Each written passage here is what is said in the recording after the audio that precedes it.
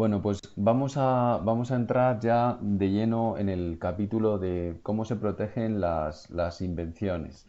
Ya lo vimos en el capítulo inicial, cuáles eran las modalidades esenciales de protección de la invención. Vimos que las patentes no era uno de los sistemas más utilizados, pero que sin embargo en la asignatura que estamos dando, que es la protección de la innovación y sobre todo la protección de la innovación tecnológica, que es lo que nos interesa desde el punto de vista de la ingeniería, pues este tipo de protección es muy relevante y ya veréis pues que están muy relacionados con todos los aspectos eh, más relativos a la ingeniería y de hecho muchas veces os he dicho que realmente es algo que todos los ingenieros deberíamos conocer cuando salimos de la escuela. Alguna vez os he dicho que las patentes nos rodean, no solamente en temas de salud, como os decía, ayer mismo en la televisión hablaban de una, no sé si os llamó la atención o lo visteis alguno de vosotros, pero a mí sí me llama la atención, quizás porque tenga cierta debilidad o me fije especialmente en estas cosas, el tema de que China y Estados Unidos están corriendo por encontrar una vacuna del coronavirus y ya lo relacionaban directamente, la propia noticia lo relacionaba con la patente. Como luego veremos, las patentes nos van a dar un derecho de, de explotación en exclusiva, que es un derecho negativo, pero ya entraremos en ello, nos estamos adelantando un poco.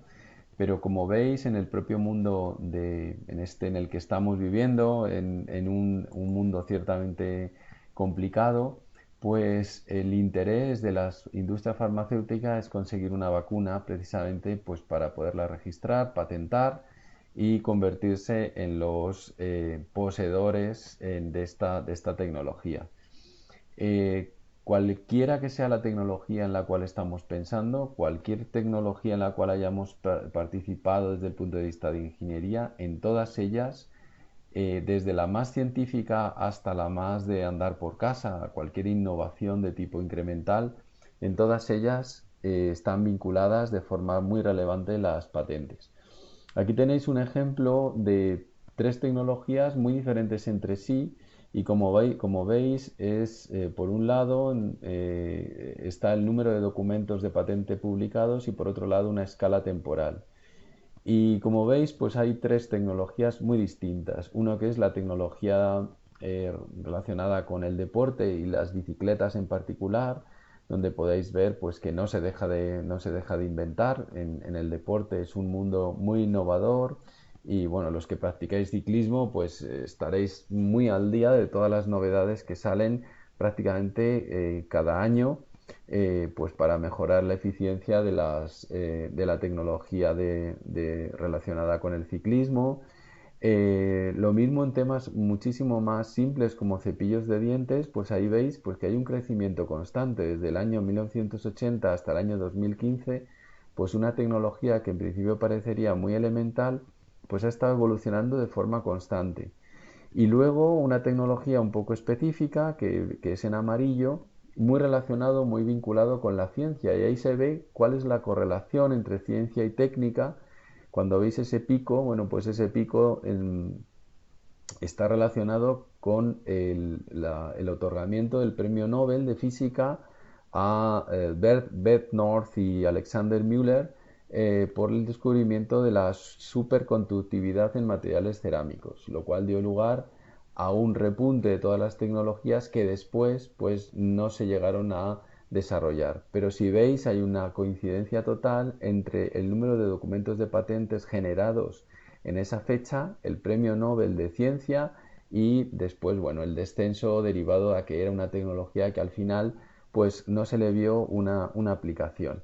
Esta correlación entre ciencia y técnica a través de las patentes es constante y de hecho hay pocos, por no decir ninguno de los últimos premios Nobel de física, de química o cualquier rama tecnológica que se otorga a los premios Nobel que no tenga alguna patente entre su cartera de publicaciones.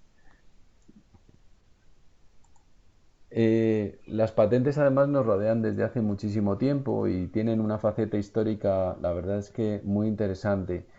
Las primeras patentes o el primer sistema de patentes se generó en el Senado de Venecia en 1474.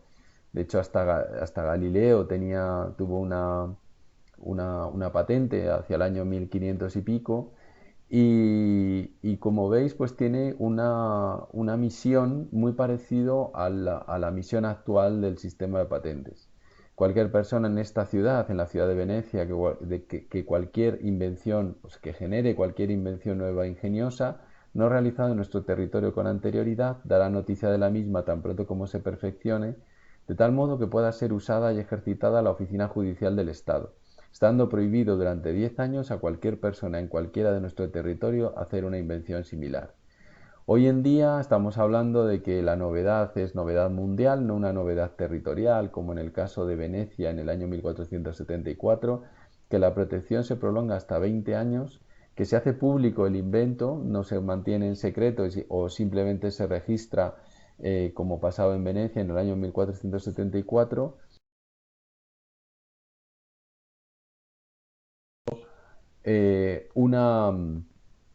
un incentivo a la innovación y a compartir el conocimiento.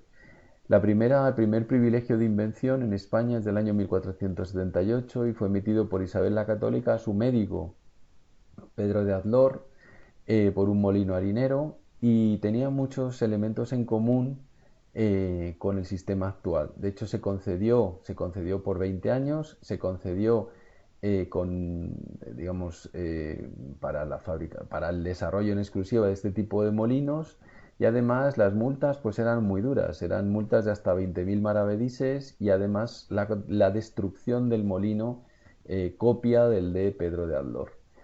Eh, en las,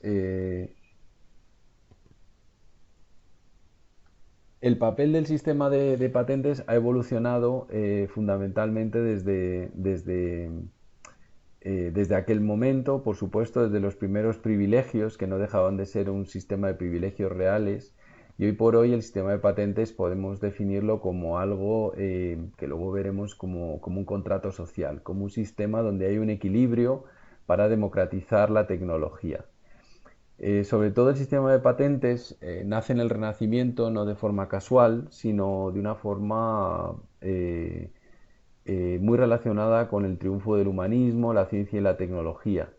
Fundamentalmente porque la patente en sí se opone a lo que sería el concepto de secreto.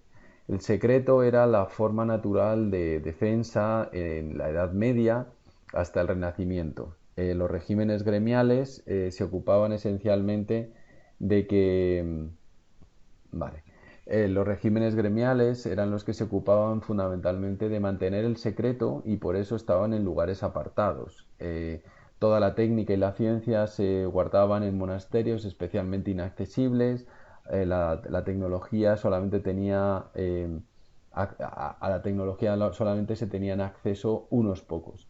Bueno, con la creación del sistema de patentes moderno, la verdad es que todo esto salta por los aires y se crea como una necesidad de dar una respuesta a, primero, fomentar la innovación en el sentido de que la persona que ha dedicado su tiempo, su esfuerzo a hacer un desarrollo, a idear nuevos sistemas que puedan perfeccionar una determinada tecnología, pues tengan una recompensa. En segundo lugar, para promover la competencia y la inversión en innovación. Esto ya lo vimos en el capítulo de financiación. Es fundamental que para que los inversores generen confianza y sean capaces de generar confianza en el inversor y ser capaces de convencerles de que la inversión en I+D puede ser una inversión interesante, pues es necesario establecer incentivos. Y uno de los incentivos es la exclusividad. En tercer lugar, las patentes se contraponen en el secreto en que, como veremos, en todos los procedimientos es obligatorio la publicación de la patente. Y esto es absolutamente esencial dentro del sistema. Es la parte buena del sistema. Si la parte mala o negativa del sistema es establecer un sistema de monopolios, la parte positiva, desde luego, es establecer un suministro de información sobre los últimos avances técnicos. Es decir, cualquier avance técnico que se realice tiene que ser publicado en el plazo de 18 meses. Y aunque eso no significa una invitación para que sea copiado, significa que esa tecnología puede ser utilizada para desarrollo de nuevas tecnologías, de tal forma que el avance tecnológico se asegura, ¿no? Y no pasa como durante la Edad Media, donde los avances técnicos estaban tan cerrados, tan vinculados a monasterios, a regímenes gremiales, que prácticamente era imposible realizar ningún avance significativo sobre esa tecnología.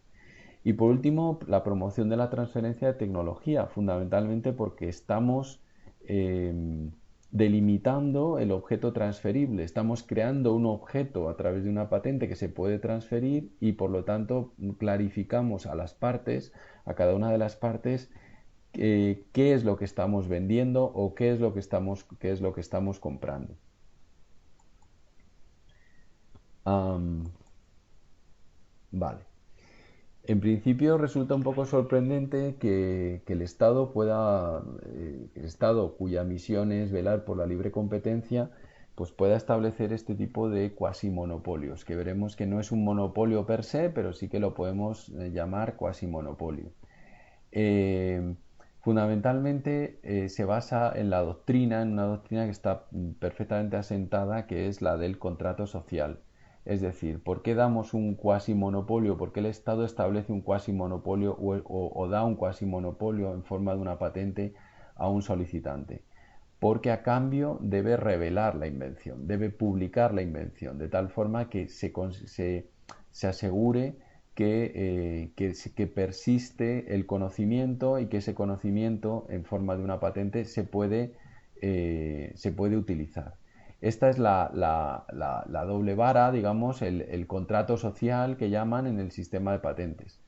El único sistema establecido en el Tratado de Roma de libre circulación de mercancías por el cual se creaba en aquel momento el mercado común europeo, la única obstáculo al trasvase de mercancías entre países de la Unión Europea era el sistema de patentes, que existiera una patente, una marca, algo que intentara trasvasar fronteras y hubiera protección. Bueno, es la única limitación que establece el mercado, la creación del mercado común europeo a través del Tratado de Roma. Bueno, como he dicho, los derechos conferidos por las patentes pues son extraordinariamente amplios. Por ejemplo, derecho a evitar que otros fabriquen, usen, ofrezcan a la venta, vendan, importen en el país donde la patente esté concedida. Y he subrayado la palabra evitar porque ya veréis en qué consiste exactamente el derecho que da una patente, porque no es un derecho positivo, por eso lo llamamos cuasi monopolio, porque no es un derecho a uso en exclusiva, sino que es un derecho, lo que llaman los abogados, un jus prohibendi, o sea, un derecho a prohibir a los demás hacer cosas, ¿no? Hay excepciones, como por ejemplo la utilización para propósitos no comerciales, el uso privado o la investigación académica. Cuando se utiliza, por ejemplo, un PCR para investigación académica, un aparato de estos, pues por ejemplo, para detectar virus, pero está hecho dentro de un marco de investigación académica, por mucho que esté este aparato patentado, pues no estamos violando una patente, puesto que estamos utilizándolo a fines de investigación. Y también tenemos el derecho, con una patente, a asignar, vender o licenciar esos derechos.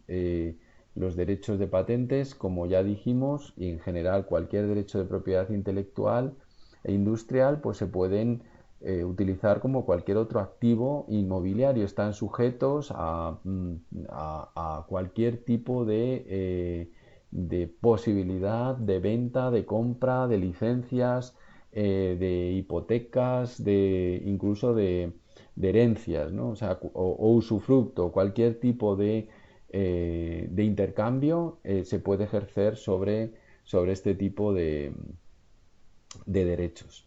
Bueno, si tenéis cualquier pregunta, simplemente me lo hacéis por el chat sin ningún problema, paramos y os lo explico. Vale, bueno, entonces, ¿una patente ofrece a su propietario el derecho a explotar la invención? Bueno, pues en base a lo que hemos visto, la respuesta es que no. Es decir, no y no directamente. Y ya veremos que hay casos en los cuales el propietario no va a poder explotar su invención. Fundamentalmente por esto, porque la patente es un derecho negativo, ¿no? Da el derecho a prohibir que otros exploten la invención y por lo tanto no se trata de un derecho habilitante. ¿Por qué? Porque las patentes propiedad de otros pueden superponerse o incluso incluir su propia patente, ¿no? Entonces, por ejemplo, pues imaginemos que nuestra patente pues, es de un calentador eléctrico con elementos de calentamiento cerámico. Nuestra innovación en este caso ha sido una innovación de tipo incremental y hemos cogido un calentador eléctrico, quizás existente, y hemos hecho un perfeccionamiento con elementos de calentamiento cerámico. Pero eh, el problema es que el calentador eléctrico con cualquier tipo de calentamiento, sea cerámico o de cualquier otro material, pues está protegido con otra patente. ¿Qué es lo que pasa? Nosotros tenemos derecho a prohibir la utilización de elementos de calentamiento cerámico en un calentador eléctrico, pero no tenemos derecho exclusivo a fabricar. Para fabricar necesitaríamos una licencia de el que tiene la patente del calentador eléctrico. En muchos de estos casos, pues se podría buscar una licencia cruzada, que es lo más habitual, es decir, un intercambio de licencias, un intercambio de tecnología, pero en principio disponer de una patente de un calentador eléctrico con elementos de calentamiento cerámicos no nos da exclusividad para fabricarlo, puesto que nosotros no somos propietarios de esa patente. Bueno, aquí supongo que va a pasar el mismo problema. Simplemente esto os lo pondré también en Moodle, pero para explicaros, pues es un enlace donde la Guardia Civil, a través de su canal de YouTube, pues hablaba de una intervención que realizaban, en este caso, sobre fármacos falsificados, que como sabéis, pues se tarda muchísimo en desarrollar un nuevo fármaco, pero es muy fácil de copiar, es mucho más fácil de vender y hay una gran demanda a través de Internet.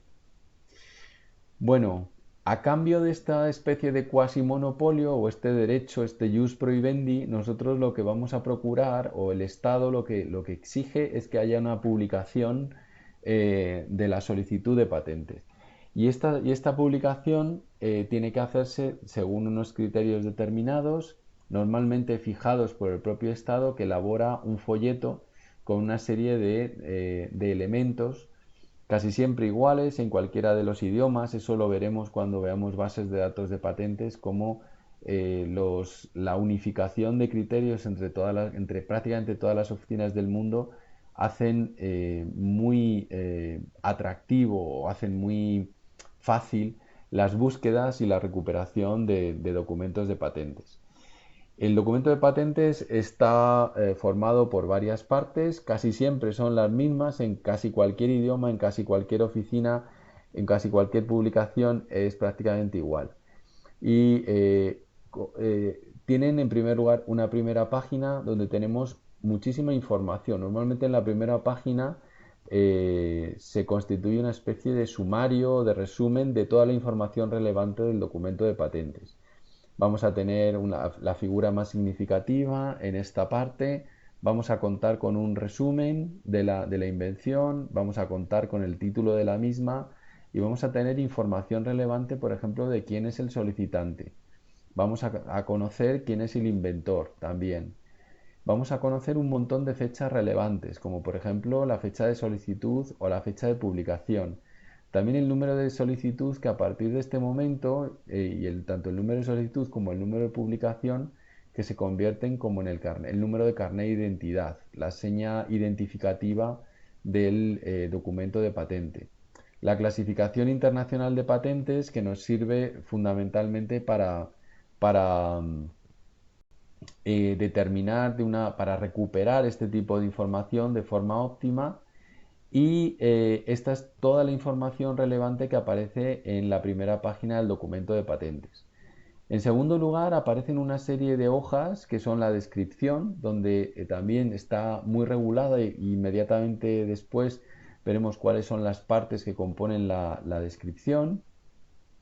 Y por último, las reivindicaciones. Las reivindicaciones son la parte crítica del documento de patentes, son la parte sustancial del documento de patentes. Cada palabra cuenta. Hay casos en los cuales, incluso ha habido casos en los tribunales, en casos de infracción, donde se ha discutido cuál es el significado de una palabra en concreto, porque no es lo mismo unir que pegar, que machiembrar, que colocar una brida, etcétera, etcétera. O sea, no es lo mismo y entonces es necesario, cada palabra tiene su significado técnico. Si tenemos dudas, pues lo descifraremos a través de la descripción y de los dibujos, pero en las reivindicaciones necesitamos ser muy precisos a la hora de definir cuál es el objeto exacto que estamos protegiendo. Lo que está en las reivindicaciones es lo que estamos protegiendo. No estamos protegiendo lo que está en la descripción. La descripción y las figuras solo sirve para entender el contenido de las reivindicaciones. Y por último tenemos pues una serie de dibujos para ayudar a entender mejor la descripción. Bueno, ¿qué partes contiene la descripción? Pues, en primer lugar, ¿cuál es el estado de la técnica anterior? Bueno, esta es una invención que realmente existe, o sea, es una invención real, ya muy antigua, que es una tetera con dos pitorros. Bueno, ¿cuál es el estado de la técnica anterior? Pues aquí tendríamos que describir, pues, cuál es el estado, que el estado de la técnica anterior es una tetera con un pitorro, ¿no? ¿Cuáles son los inconvenientes de la técnica anterior? Pues evidentemente que se consume tiempo, puesto que tenemos que solamente podemos llenar una taza al mismo tiempo. ¿Cuál es el problema a resolver? Reducir el tiempo llenado de muchas tazas. Solución, poner un segundo pitorro y la ventaja de la invención que se reduce el tiempo de llenado. Todas estas partes son partes esenciales que tienen que aparecer en la descripción para que entendamos bien, para que después los examinadores entiendan bien cuál es el alcance de la invención, cuál es el objeto inventivo que realmente estamos intentando proteger. Bueno, quedaros con la imagen de la tetera con los dos pitorros que luego saldrá más adelante. Bueno, ¿y cómo protegemos las invenciones? Pues el sistema de patentes en España se compone de una serie de aspectos, ¿no? Podemos protegerlo en primer lugar a través de lo que se llamarían patentes de invención, que hay de tres tipos, ¿no? Patentes de invención nacionales, patentes europeas y luego unas solicitudes PCT. ¿Qué significa PCT? PCT es el acrónimo de Patent Cooperation Treaty, Tratado de Cooperación en materia de patentes en español. Y no es un sistema que da lugar a una concesión. La diferencia entre las patentes nacionales, patentes europeas y solicitudes de patentes PCT son que mientras las dos primeras dan lugar a concesiones reales de patentes protegidas en cada uno de los territorios, en el sistema PCT no es así. El sistema PCT es un sistema que nos ayuda a la internacionalización, pero que no da lugar a una patente final. Da lugar al final a una solicitud de patente nacional o una solicitud de patente europea que tendrá su propio recorrido. Sin embargo, el PCT es ahora mismo el tratado internacional más utilizado para la internacionalización de la protección de la innovación mediante patentes. Otro componente del sistema de protección de las invenciones en España son los modelos de utilidad nacionales. Vamos a ver las características de los modelos de utilidad nacionales más adelante, pero básicamente son una especie de patentes especiales a las cuales se les exige un nivel de actividad inventiva, que es un requisito que luego veremos, menor, y a cambio tienen una protección menor también. Las patentes de invención tienen una protección de 20 años, los modelos de utilidad nacionales tienen una protección de 10 años. Otra figura que compone el sistema de patentes en España son los certificados complementarios de protección de medicamentos y de productos fitosanitarios con sus prórrogas. Bueno, ¿en qué se basan estos certificados complementarios? Bueno, hubo una gran controversia durante muchos años en el sentido de que las grandes inversiones producidas por la industria farmacéutica para desarrollar productos farmacéuticos no se correspondían con el nivel de protección que obtenían dichos productos. ¿Por qué? Porque un producto farmacéutico lo primero que hace es solicitar una patente. De esa solicitud de patente después hay una publicación y siguen los trámites. Pero mientras tanto hay que iniciar todos los tipos de ensayos. Ensayo tipo 1, tipo 2, ensayos en animales, etcétera, etcétera. Y eso lleva muchísimo tiempo. A veces llevaba hasta 7 años. Con lo cual, cuando consideraban o cuando se aprobaba la utilización del medicamento para el uso público, llegaba a las farmacias, pues había transcurrido ya una gran parte del periodo de validez de la patente y la patente estaba a punto de caducar. Lo que se hizo para tratar de limitar este tipo de problemas es que en función de cuándo se hubiera dado este registro sanitario, pues y en función de cuándo se había tardado en conceder, mediante unas fórmulas relativamente complejas, se podía prolongar la duración de la patente hasta un máximo de 5 años más. Bueno, ¿cuáles son los requisitos para que una patente se pueda conceder? En primer lugar, que sean nuevas. Luego veremos qué significa la palabra novedad. Básicamente es que no exista en ningún otro sitio del mundo. ¿Y cómo se ve si no existe? Fundamentalmente recurriendo a las divulgaciones de tipo oral, escrito o por cualquier otro medio. Lo normal es que se obtengan a través de divulgaciones escritas o bien de transcripciones escritas de divulgaciones orales que impliquen actividad inventiva y luego veremos cómo se juzga la actividad inventiva que tiene su complejidad y que sean susceptibles de aplicación industrial, o sea que se puedan utilizar en cualquier tipo de industria. Las patentes pueden ser aplicables en todos los campos de la tecnología. Bueno, ¿y qué no se consideran invenciones? Esencialmente por carecer de carácter técnico. Ya veremos que el aspecto de carácter técnico es esencial para saber si una invención se puede proteger o no. Pues en primer lugar, se excluye de la protección a través de patentes o de modelos de utilidad los descubrimientos, las teorías científicas y los métodos matemáticos, las obras literarias, científicas, estéticas o artísticas que tienen su propia fórmula de protección a través de derechos de autor, como ya conocéis, los planes, reglas y métodos intelectuales, económico-comerciales o para juegos y el software, y quedaros con que el software está explícitamente excluido de la protección mediante patentes y ya veréis que no es exactamente así. Las formas de presentar informaciones tampoco se pueden proteger mediante patentes y hay una problemática en torno a estas exclusiones y es que las leyes en general, no solamente la ley española, sino el convenio de la patente europea que rige las patentes europeas, dice que todas estas no son patentables en la medida, o sea, que lo que no es patentable es la materia o actividad considerada como tal.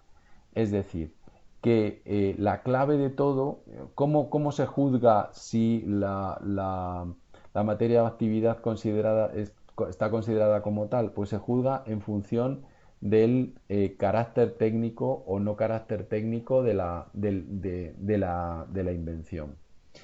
Vamos a ver algún ejemplo que yo creo que clarifica un poco más todos estos conceptos. Por ejemplo, el descubrimiento tal cual de un planeta desconocido no es patentable.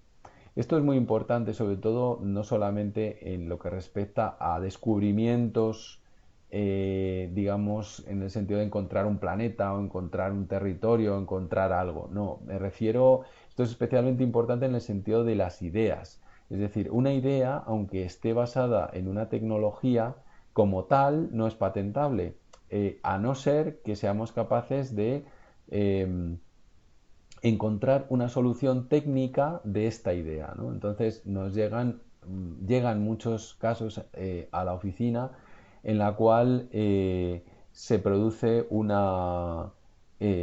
pues porque alguien ha tenido simplemente una idea que resuelve muchos problemas técnicos, pero no ha conseguido realizar esa idea, viene como idea tal cual. Bueno, eso en sí no es patentable hasta que no se convierta en un objeto técnico, en un objeto inventivo de carácter técnico y que por lo tanto pueda protegerse como tal. Por ejemplo, el descubrimiento de que un material particular conocido es capaz de soportar tensión, pues no sería patentable como tal, pero un artículo hecho de dicho material sí que sería patentable, ¿no? Eso no habría ningún problema.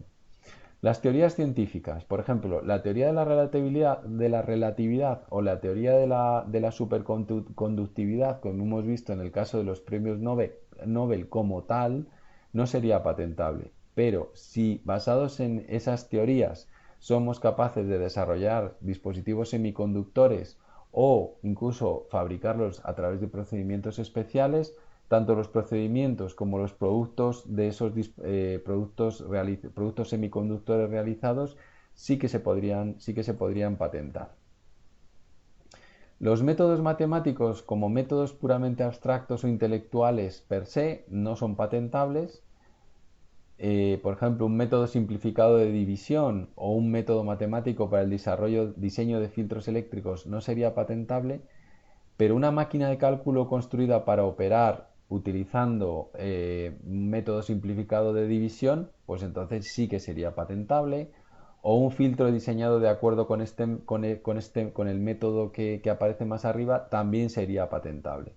Y luego ya veréis que cómo se introducen en reivindicaciones métodos matemáticos que desarrollan como parte de algoritmos que dotan de un efecto técnico a un procedimiento.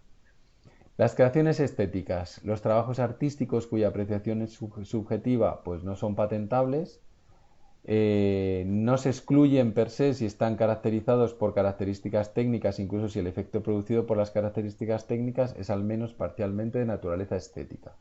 Es decir, todo depende del carácter técnico. Es decir, haya, por ejemplo, un tejido provisto de un aspecto atractivo por medio de una estructura en capas, podría ser patentable. ¿Por qué? Porque a pesar de que el efecto estético es muy positivo, esto no quita que se trate de una creación que tiene carácter técnico y por lo tanto puede ser patentable sin ningún problema.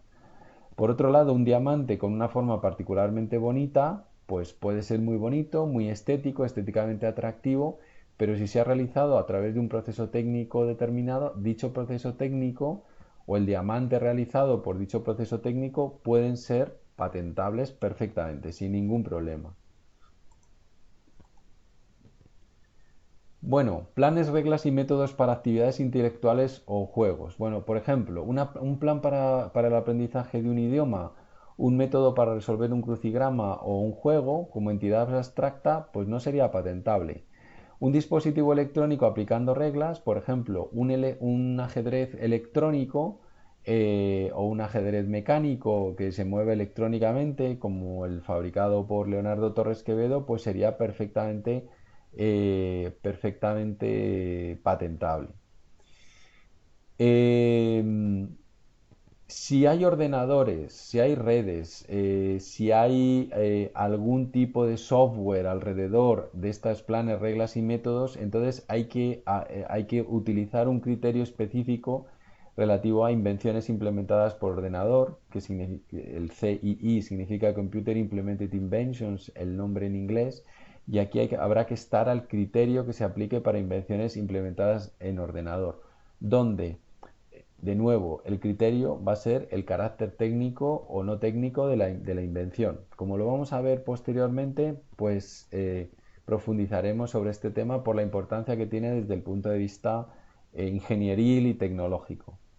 Bueno, los métodos de negocio, los planes de organización de operaciones comerciales, pues un método para hacer funcionar un sistema de gestión basado en un ordenador para proporcionar información financiera de inventario y gestión de fabricación que comprende una serie de pasos, no sería patentable.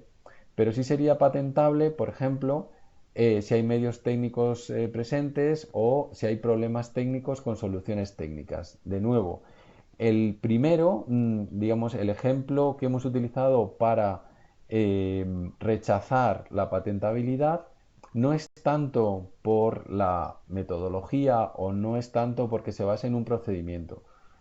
No, el tema clave aquí es que está resolviendo un problema no técnico, que en este caso es proporcionar información financiera.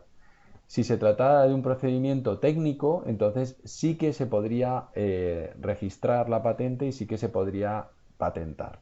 Por lo tanto, en la medida en que se trate de la resolución de un problema técnico a través de medios técnicos, pues se podría proteger como patente.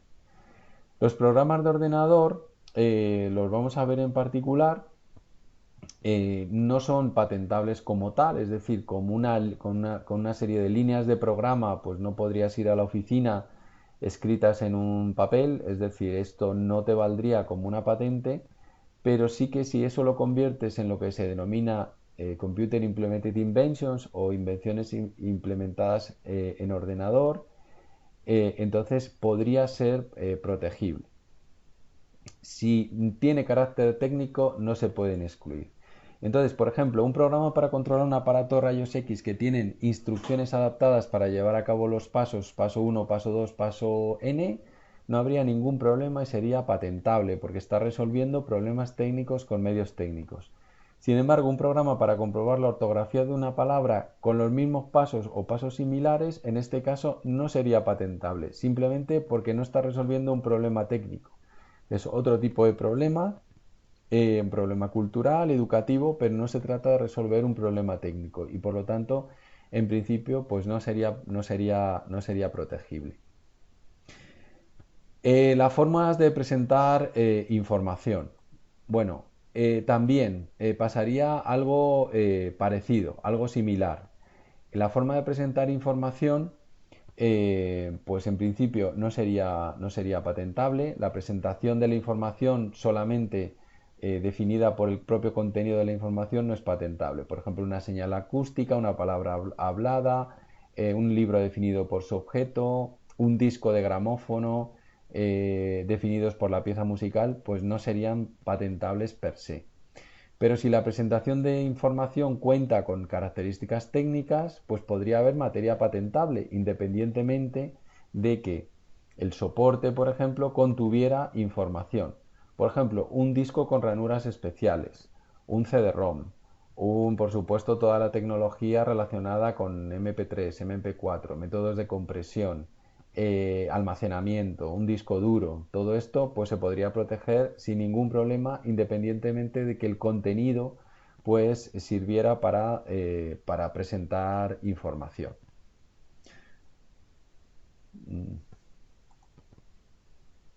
Bueno, la clave, por lo tanto, en resumen, para resumir un poco lo que llevamos, la clave fundamentalmente de la interpretación del como tal que hemos visto dentro de la legislación, es decir, no es patentable la materia considerada como tal, significa fundamentalmente que no se puede excluir solamente si carece de cualquier tipo de carácter técnico.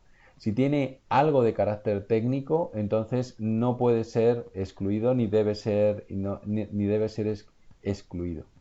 Si se combinan dentro de una reivindicación, es decir, dentro de esas partes claves que tiene que contener una patente, contenido técnico y contenido no técnico, entonces también se pueden reivindicar. Pueden coexistir en una misma reivindicación sin problemas. Bueno, un ejemplo que estaría bien para haber sido debatido en clase, pero debido a las limitaciones, pues es un poco complicado. Pero bueno, os lanzo la pregunta para ver si me podéis contestar por el chat. Este cuadro de un toro de uno por uno realizado por Picasso. Imaginaos un cuadro. Tiene contenido técnico, tiene contenido estético, hay combinación de ambos. ¿Qué pensáis? Me podéis escribir, ¿eh?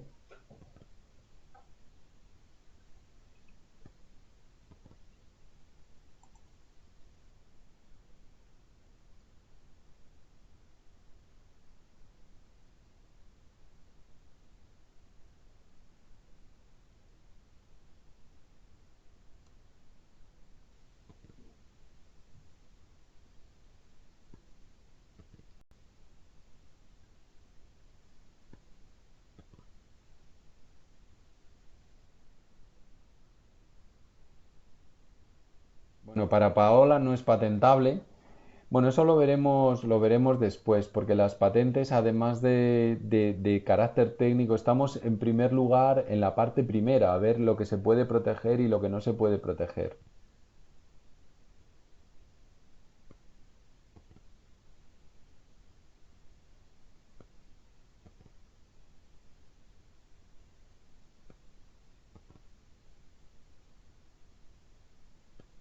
Ok. Vale, sí, en algún caso, no sé si veis todos el chat de todos,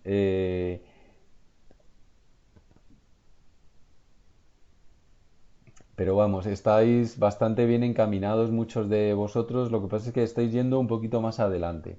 Es decir, todavía no hemos entrado en su patentabilidad en el sentido de que cumpla los requisitos de patentabilidad. Estamos hablando en si podrías solicitar una patente en base a esto y si te la podrían rechazar por no ser patentable o no. Luego veremos si tiene novedad, si tiene actividad inventiva. Ya veréis pues que evidentemente la actividad inventiva pues va a ser pequeña, etcétera. Pero de lo que se trata es de si consideráis que este cuadro pues podría tener eh, algún tipo de carácter técnico. Vale. Bueno, muchas gracias a todos los que habéis participado. Bueno, en principio podríamos hacer un test de exclusión de este estilo, separando la materia técnica de la no técnica.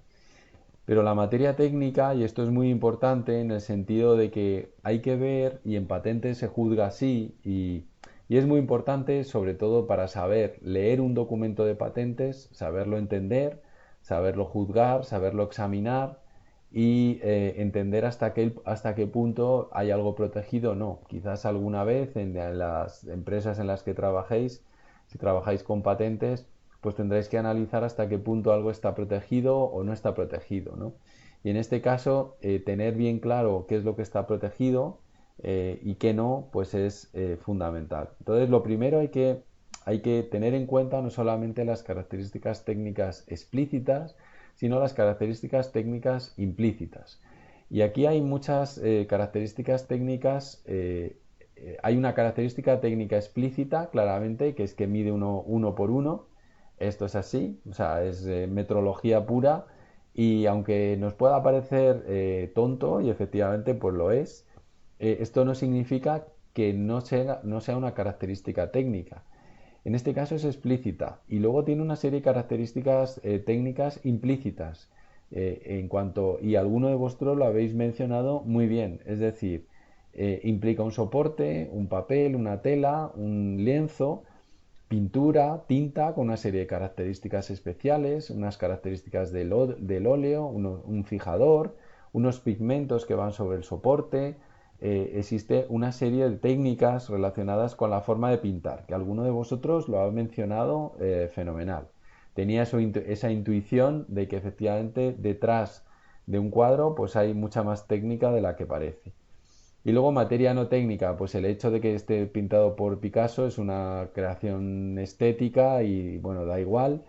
Y el hecho de que muestre un toro es una especie de presentación de información o una creación estética, pero no parece que tenga contenido técnico. Bueno, esto es muy importante a la hora de definir lo que puede ser excluible o no, porque en este caso, en principio, este tipo de invención no podría ser excluible per se, ¿no? O sea, como veis, es difícil excluir. Y esto me sirve para meterme en algo que nos interesa mucho. ¿Y por qué interesa? Fundamentalmente porque es una actividad de futuro, todo el tema relacionado con la informática y con los desarrollos de tecnologías de la información.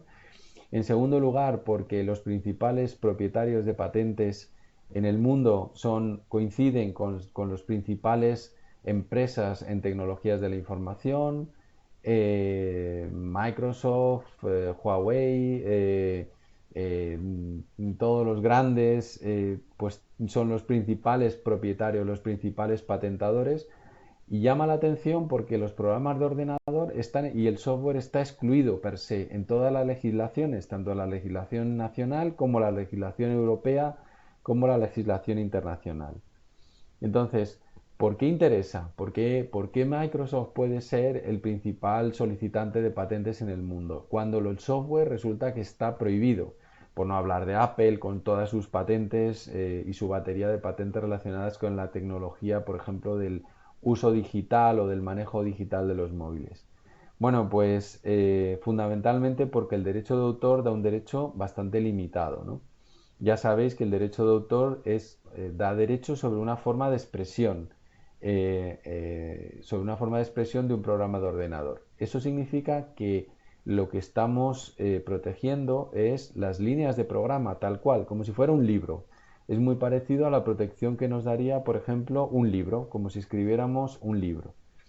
¿Eso es suficiente? Pues no, no es suficiente para los creadores de software porque si por ejemplo hoy está escrito o ayer estaba escrito en Basic, pasado mañana está escrito en C y luego está escrito en Java o en Python, resulta que son lenguajes distintos y como lenguajes diferentes tienen formas de expresión diferentes, con lo cual realmente solamente está protegido la forma de expresión del programa y no el programa en sí. Y realmente, si alguno habéis programado, lo que te interesa no es tanto la forma de expresión del programa, sino el algoritmo que hay detrás del programa y un algoritmo. Y por lo tanto, es evidente que esto es lo que se pretende proteger a través de patentes, ¿no? Más que el programa de ordenador en sí como un código, más que eso se intenta proteger esencialmente la forma de desarrollar el algoritmo. Vale.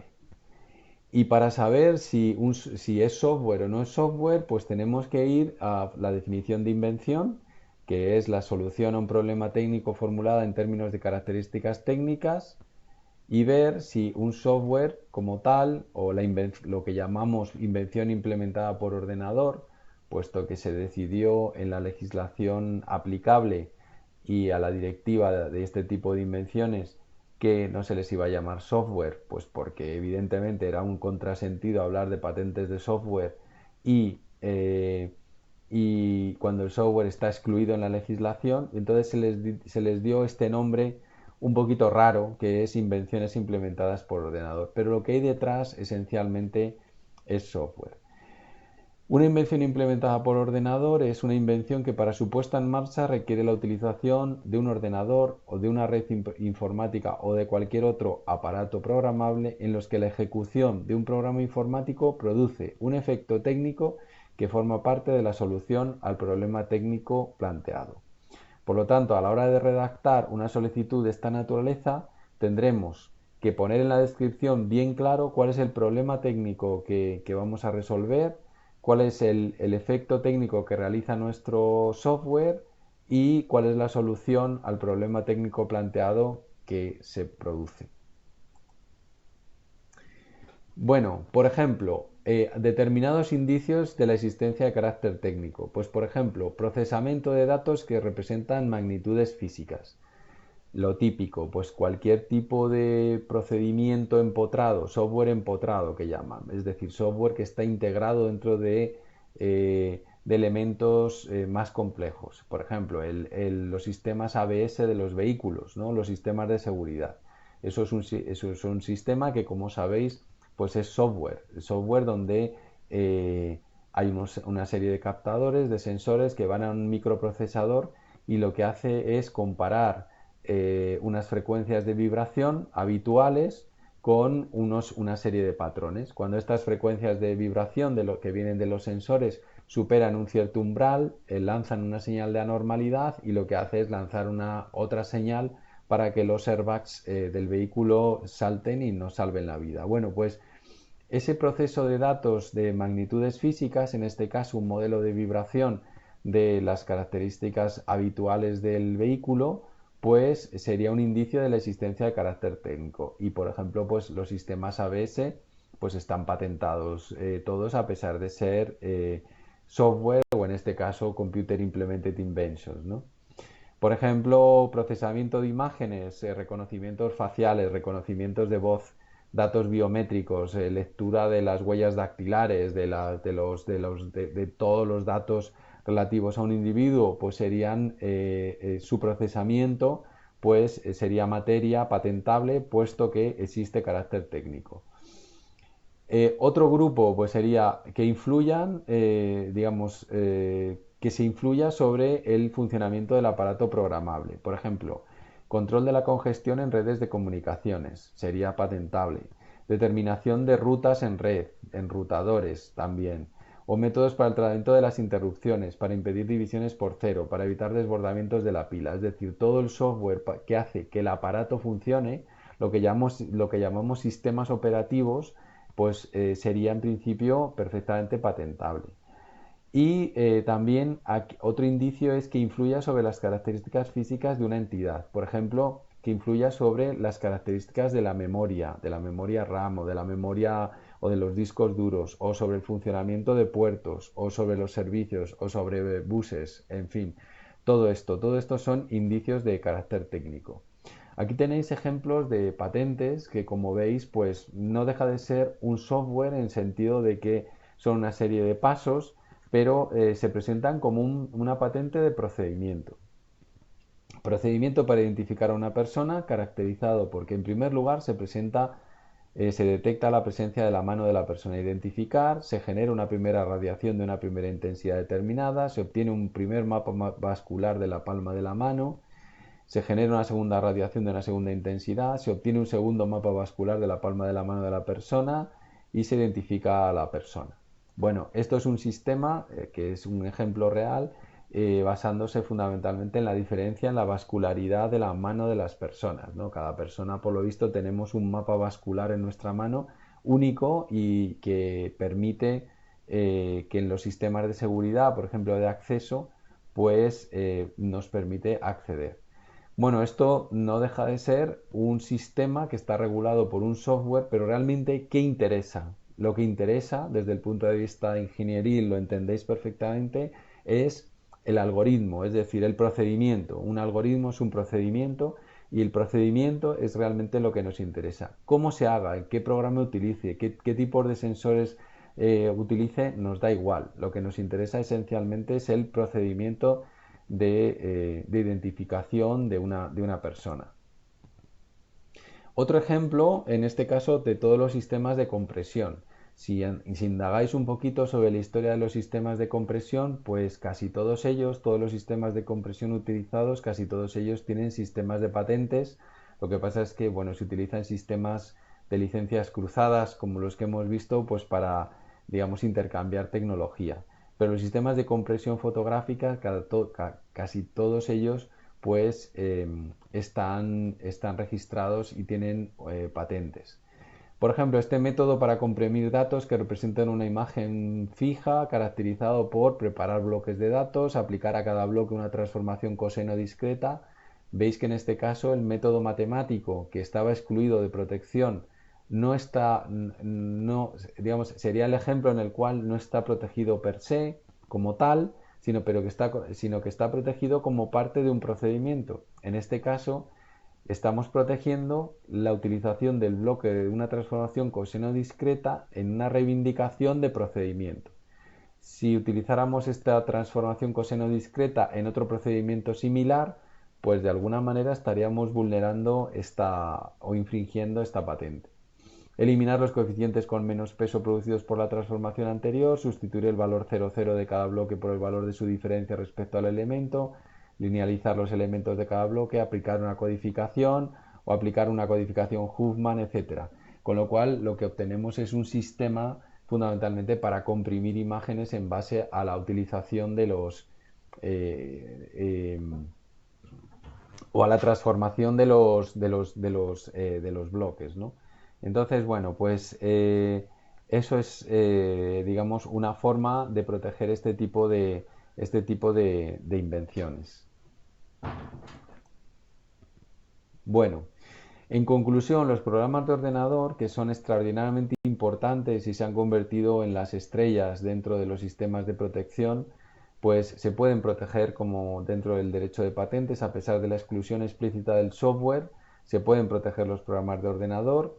El derecho de autor y las patentes protegen aspectos distintos de un programa, El código fuente no es necesario que se introduzca dentro de la solicitud de patentes y lo que se exige fundamentalmente es que se deje bien claro cuál es el problema técnico que se intenta resolver. La invención debe resolver este problema técnico y no otro, y al final, pues la decisión acerca del objeto de la solicitud es una invención en el sentido de la ley, pues depende de la propia de la oficina y de la oficina y normalmente se adopta antes de la publicación de la solicitud. Bueno, si tenéis cualquier pregunta, pues me lo hacéis, me interrumpís o a través del chat, ¿vale? Bueno, hemos visto el primer grupo de invenciones que siendo invenciones no son protegibles fundamentalmente por no carecer por carecer, perdón, de carácter técnico. Hay otro tipo de excepciones a la patentabilidad que son aquellas invenciones que se consideran contrarias al orden público o a las buenas costumbres, que es un término muy relativo y muy complicado de definir. Por haceros una idea de lo relativo que es, pues por ejemplo antes del año 1986 en el cual los anticonceptivos pues no estaban permitidos en España, pues todas las patentes de anticonceptivos precisamente se rechazaban en base a este tipo de, de artículo relativo a las invenciones contrarias al orden público o a las buenas costumbres. Hoy en día todo esto se ha clarificado un poquito más y tenemos alguna idea dentro de la relatividad en cuanto a las buenas costumbres y al orden público, pues de cómo aplicarlo para rechazar la patentabilidad de determinadas invenciones. Por ejemplo, hay algunos datos explícitos que en la propia ley aparecen, como es por ejemplo la clonación de seres humanos, pues se considera que es contraria al orden público o a las buenas costumbres. Está prohibida la patentabilidad de clonación de seres humanos. Nada impide que esta clonación se pueda realizar, pero en principio la petición de una patente sobre procedimientos de clonación de seres humanos sería rechazable por ser contraria al orden público o a las buenas costumbres. Tampoco se admiten las modificaciones de la identidad genética germinal del ser humano, es decir, una manipulación genética eh, eh, sobre determinados genes humanos, es decir, la modificación o los procedimientos de modificación de esos genes. Luego veremos que los genes sí que son protegibles en sí mismo, pero la manipulación en principio no sería protegible. El uso de embriones con fines industriales o comerciales o la modificación de la identidad genética de los animales que supongan sufrimiento sin utilidad médica para el hombre o animal. Y luego veréis que ha habido algún caso famoso en este sentido. Bueno, fundamentalmente el propósito del artículo es que se patenten invenciones cuya comercialización pues, sería contraria o aborrecible, como dice la jurisprudencia, que resultará absolutamente intolerable para la mayoría de la sociedad española europea, ¿no? Hay algunos casos claramente que no se tendrían que rechazar porque están prohibidas por convenios internacionales como las minas antipersonales. Las armas en general se pueden patentar sin ningún problema, incluso las bombas, incluso los sistemas de misiles, pues se podrían registrar y se registran como patentes. Se considera en principio que se van a utilizar con responsabilidad y que de alguna manera se van a utilizar con fines defensivos y no ofensivos. Pero algunos aspectos, como por ejemplo las minas antipersonales que están prohibidas por convenios internacionales, no se podrían proteger. Bueno, los seres vivos en general no entran dentro de esta categoría, es decir, salvo las excepciones que hemos visto, en principio la patentabilidad de algún aspecto del ser vivo pues entraría dentro del orden público y las buenas costumbres con algunos matices que vamos a ver. Un test, pues para saber si algo podría ir contra el orden público y las buenas costumbres sería considerar que el público en general considera la invención completamente aberrante e inconcebible, ¿no? Eso hay que demostrarlo, no vale demostrar a través de una encuesta, sino que hay que demostrarlo fundamentalmente pues, con libros, periódicos, artículos y demás. Y otro tipo de criterio es que atente contra valores básicos que prevalecen en la sociedad y en el comercio. En general, pues como veis, temas bastante relativos en cuanto a su alcance. En una decisión de la Oficina Europea de Patentes, una decisión muy relevante, pues nos da una definición que nos puede servir para tanto moralidad como orden público. La moralidad sería invenciones cuya explotación no está de acuerdo con los estándares de conducta comúnmente aceptados, que como sabéis son cambiantes, o sea, dependerá del contexto en el cual nos encontremos. Y el orden público, pues invenciones cuya explotación son susceptibles de perturbar la paz social y el orden social. La legalidad o ilegalidad no puede ser criterio suficiente para determinar la patentabilidad de una invención, es decir, puede que sea ilegal en determinados casos o legal en determinados casos, pero no puede ser el único criterio aplicable. Y esto salió en función de un caso en particular, en el sentido de que podría utilizarse una patente, por ejemplo, registrada, pues también para cometer asesinatos, ¿no? En este caso, se trataba de una patente de una composición para realizar eutanasia a mamíferos inferiores, pero que se podría utilizar perfectamente para mamíferos superiores, es decir, para un ser humano y por lo tanto para cometer pues un asesinato. En este caso, la mera posibilidad de que, por ejemplo, la eutanasia en seres humanos sea ilegal en un determinado país o sea alegal, o que se podría utilizar para un asesinato o para realizar actos ilegales, no es suficiente para declararla en contra del orden público y la buena costumbre. Un caso que tuvimos en España, pues es, por ejemplo, una herramienta que se utiliza sobre todo en los casos en los cuales se está haciendo reparación de vías in situ, reparación de vías en ferrocarriles, que es un descarrilador. Bueno, pues el hecho de que ese descarrilador, para evitar que pues un vagón, por ejemplo, pueda atropellar a las personas que están haciendo trabajos en la vía, se puede utilizar también para hacer descarrilar un tren de alta velocidad que provoca un daño y unos asesinatos, no es suficiente para decir pues que ese descarrilador debe de rechazarse por ser contrario al orden público o a las buenas costumbres, ¿no?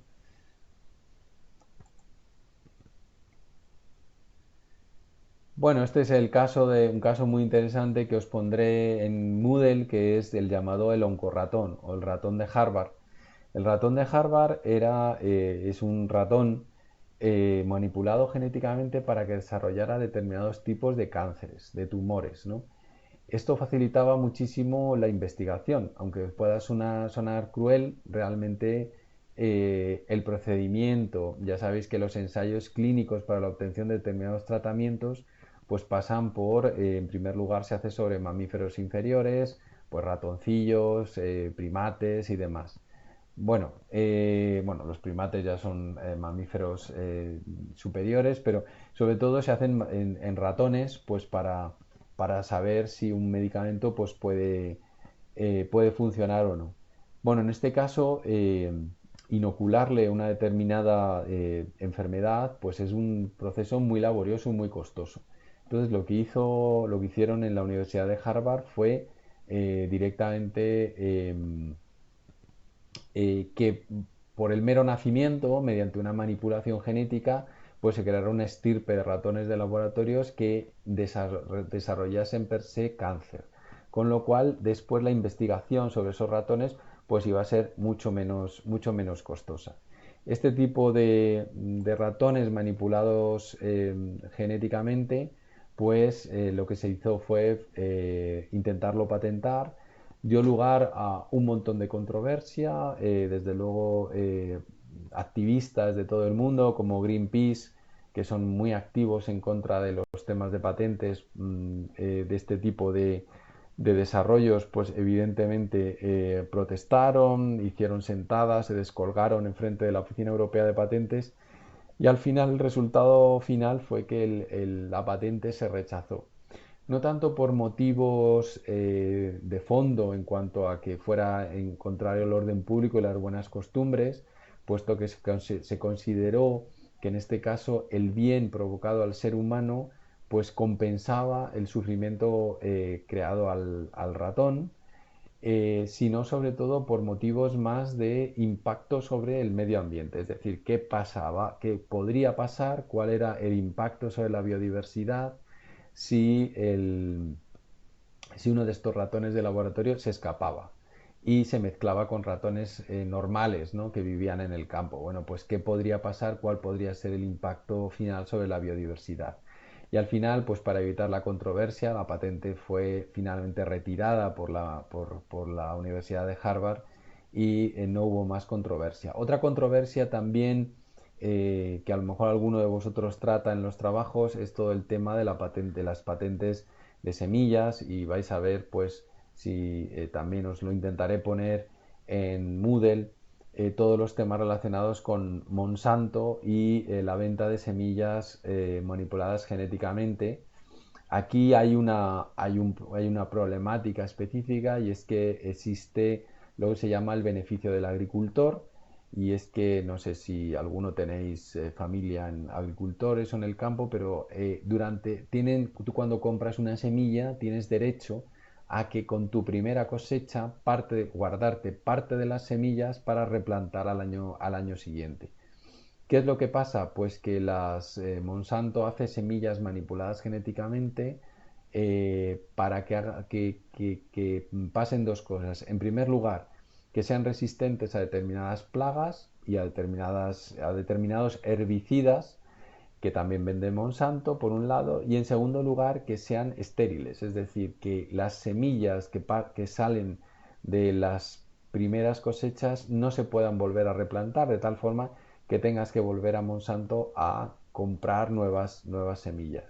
También Greenpeace, como pongo ahí, pues es muy batallador, en el sentido de que se considera que este tipo de prácticas pues vulnera la biodiversidad o perjudica enormemente la biodiversidad, y puede ser una fuente de problemas a futuro. Bueno, la decisión del Oncomouse pues establece un test de exclusión para animales manipulados genéticamente, como ya he adelantado. En primer lugar, hay que tener en cuenta el sufrimiento del animal, el beneficio sustancial para el hombre o el animal, y la relación entre el sufrimiento y el beneficio. En base a esta misma decisión, por ejemplo, un ratón también manipulado genéticamente para que careciera de pelo, pues fue rechazado por la Oficina Europea de Patentes por ir en contra de la moral y las buenas costumbres, esencialmente porque se consideraba que un ratón generado así, esencialmente para probar crecepelos, no justificaba en absoluto el sufrimiento animal, puesto que se trataba de salvar meramente un aspecto estético, no un aspecto relacionado con una vida humana, y por lo tanto la patente finalmente se rechazó. Eh, Otro rechazo se refiere a las variedades vegetales y las razas animales, en la medida en que las variedades vegetales, todo tipo de variedades vegetales que encontráis en las fruterías, evidentemente no han llegado ahí por casualidad ni se pueden encontrar en la naturaleza, sino que realmente son variedades que han sido no genéticamente manipuladas, pero sí derivadas de cruces para la mejora de las especies. Bueno, pues estas variedades vegetales que se obtienen en función de cruces, pues se pueden proteger a través de la propia legislación española, en este caso la Ley 3/2000 sobre protección de obtenciones vegetales, y también a través de legislación europea e internacional, sobre la cual no vamos a entrar demasiado. Sin embargo, las invenciones de plantas y animales en las que la viabilidad técnica de la invención no se limita a una variedad vegetal o a una raza animal en particular, sí que serían patentables. Es decir, la variedad vegetal o la raza animal per se no, pero un procedimiento o una invención que puede aplicarse a una variedad de plantas o una variedad de razas sí que sería protegible y sería patentable. Eh, por lo tanto, como hemos dicho, pues digamos, la idea es pues excluir a todas las plantas y animales de patentabilidad que puedan, sobre todo en el caso de las plantas, que puedan ser susceptibles de ser protegidos a través de otro tipo de legislación específica, sea la ley española, sea la, la, las, la regulación comunitaria o sea la regulación internacional a través del convenio de protección de variedades vegetales, el convenio de la UPOV, pero en caso de que se trate plantas o animales en general, es decir, invenciones que se apliquen sobre animales o plantas en general, pues sí que serían susceptibles de ser registrables mediante patentes. Por ejemplo, una variedad vegetal de rosa caracterizada por la resistencia al glifosfato, al ser una variedad específica, no estaría permitido de patentabilidad, pero si se puede aplicar a todas las plantas de la variedad, o sea, todas las plantas eh, de la misma línea que son las rosas, que comprenda un gen que confiera una resistencia al glifosfato, esto sí que se podría proteger a través de patentes. La clave para la protección de este tipo de plantas es no reivindicar individualmente la variedad, sino hacer una invención que sea aplicable a cualquier tipo de variedad de esa planta. Bueno, siguiendo con excepciones, otra excepción también a la patentabilidad, algo que tampoco se podría patentar, son los procedimientos esencialmente biológicos de obtención de vegetales y animales. Bueno, son patentables reivindicaciones de plantas o productos vegetales que no sean variedades vegetales definidas mediante un procedimiento esencialmente biológico, y el hecho de que el único medio posible en la fecha de solicitud para generar la planta sea un procedimiento esencialmente biológico no implica la no patentabilidad de la planta.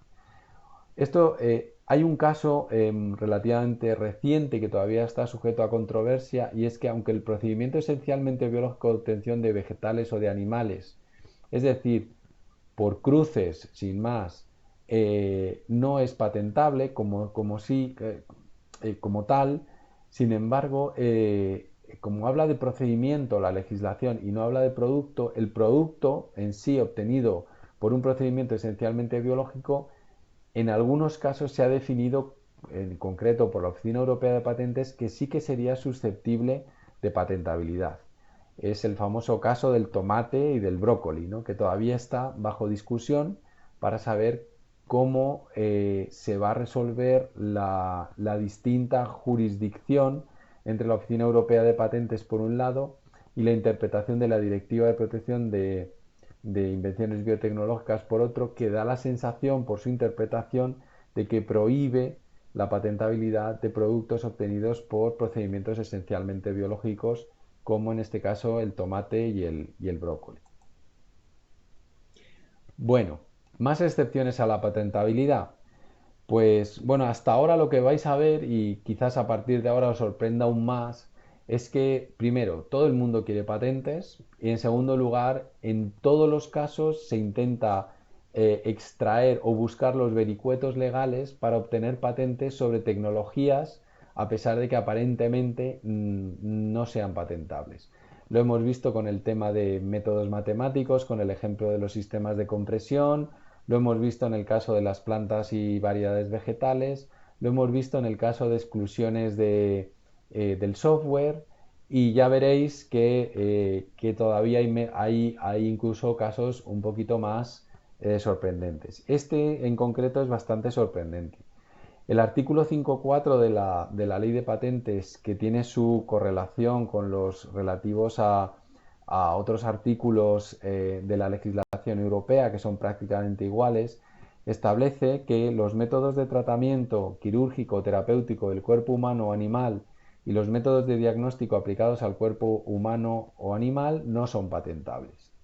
Sí son patentables productos, sustancias o composiciones e invenciones de aparatos o instrumentos para la puesta en práctica de tales métodos. Es decir, un bisturí, una vacuna, una cánula, cualquier tipo de dispositivo que pueda haber en un quirófano, una mascarilla, un traje de quirófano, unos guantes, lo que sea, una jeringuilla, lo que sea, cualquier tipo de producto, desde luego son patentables.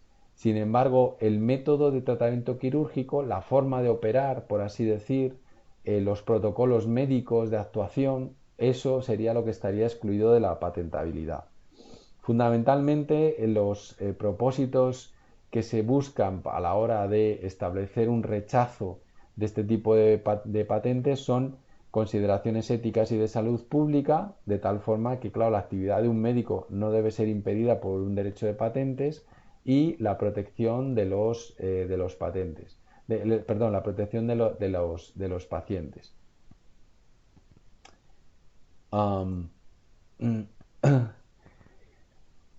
Bueno, sin embargo, la exclusión sobre el cuerpo humano o animal se limita exclusivamente a métodos de tratamiento, cirugía y diagnóstico. Y esto es importante. Y por aquí, esta exclusión, limitando exclusivamente a métodos de tratamiento, cirugías y diagnóstico, pues es por donde se cuelan muchos intentos de patentar temas que a primera vista parecerían que se deberían excluir.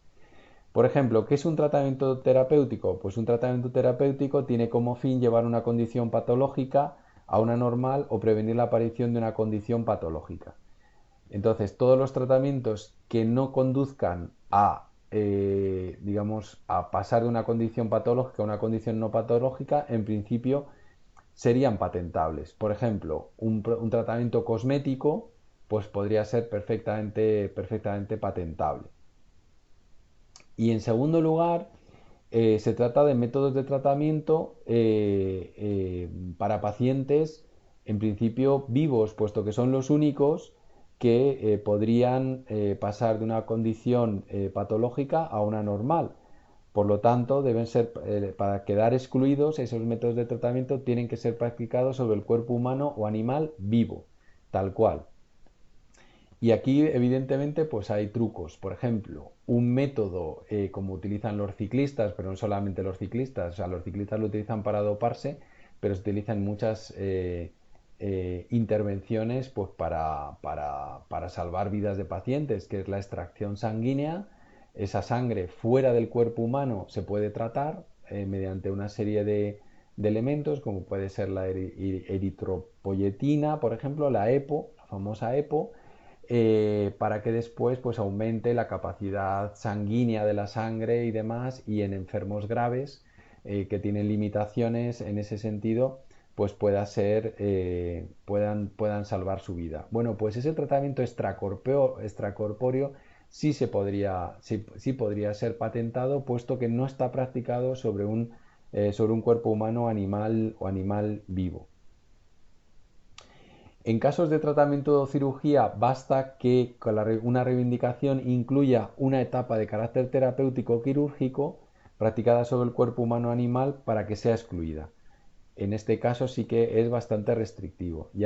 Pero ya veréis que echa la ley, echa la trampa, y hay formas de redactar que evitan estos problemas. Por ejemplo, en la reivindicación de izquierda se trata de un sistema de una composición oral para eliminar una placa bacteriana de los dientes. Bueno, en este sentido, eh, esta utilización de esta composición acuosa para el limpiado de la placa se considera como un tratamiento terapéutico y por lo tanto no puede ser patentable. ¿Por qué? Porque es un método de tratamiento. Si en lugar de ese método de tratamiento lo redactáramos como un producto realizado para una utilización en un tratamiento, entonces sí que se podría proteger, puesto que ya no estamos hablando de un método, sino de un producto para ser utilizado para un método.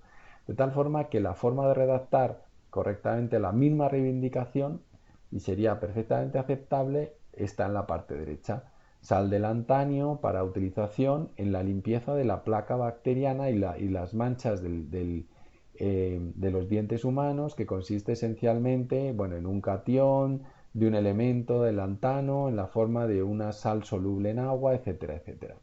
Por lo tanto, convertiríamos una reivindicación y una invención que en principio aparentemente no podría ser patentable en una invención que sí que podría ser patentable.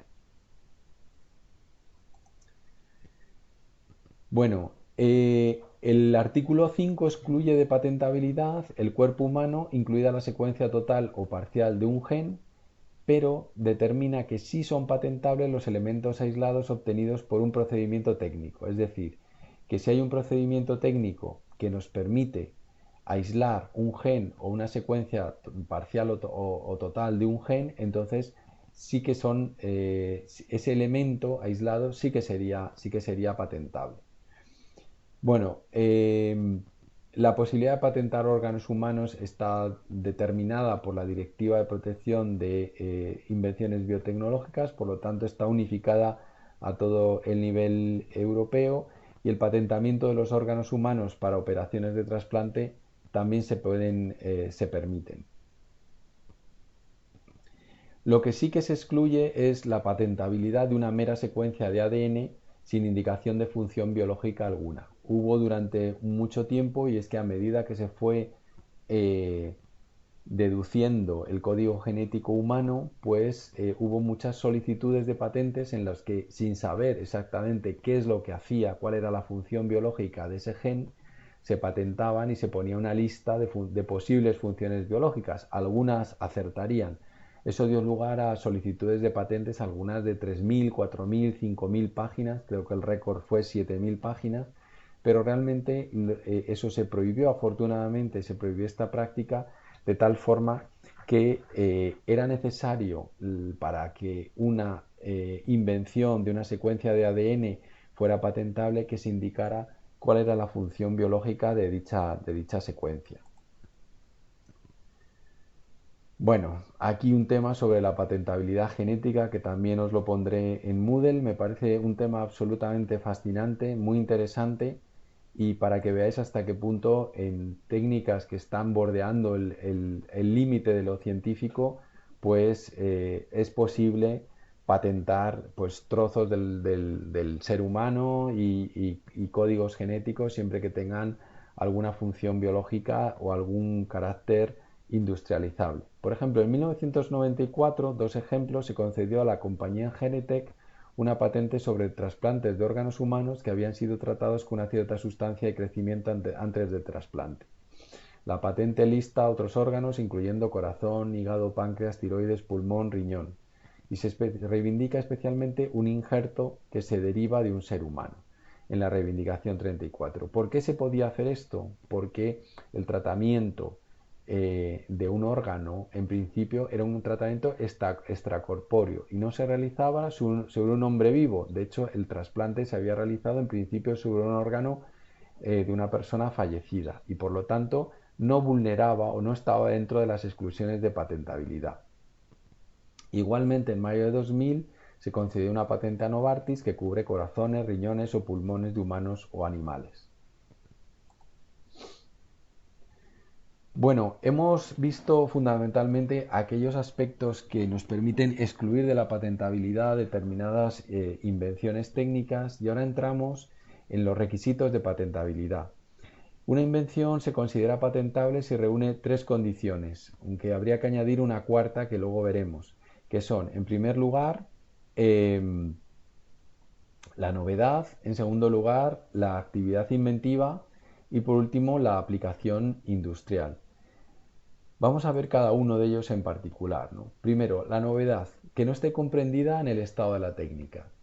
¿Qué es el estado de la técnica? Toda información accesible al público en España o en el extranjero cuando se presenta una solicitud de patente. Y toda es toda. Y ahora os hago una pregunta para que me contestéis a través del chat. Por ejemplo, un documento escrito en latín que está conservado en un monasterio de Wolfsburg en Alemania, ¿qué os parece? ¿Entraría dentro del estado de la técnica a efectos de vulnerar la novedad o no?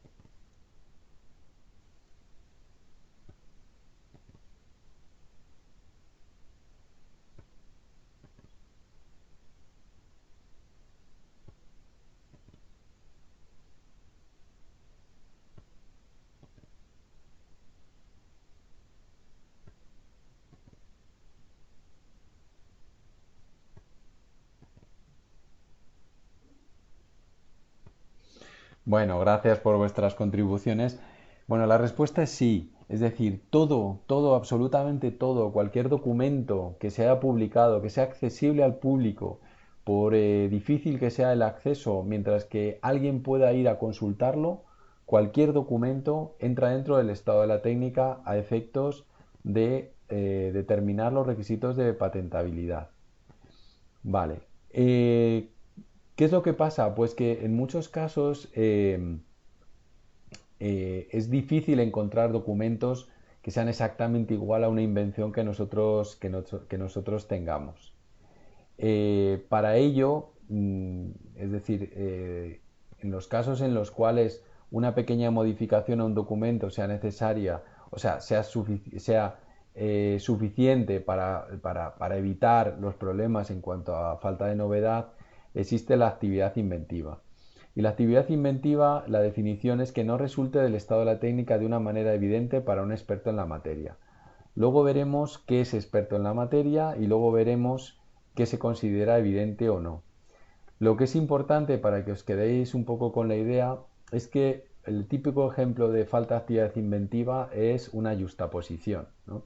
La yuxtaposición, pues por ejemplo, una silla y ponerle ruedas a las sillas. Bueno, pues en principio parecería falta de actividad inventiva.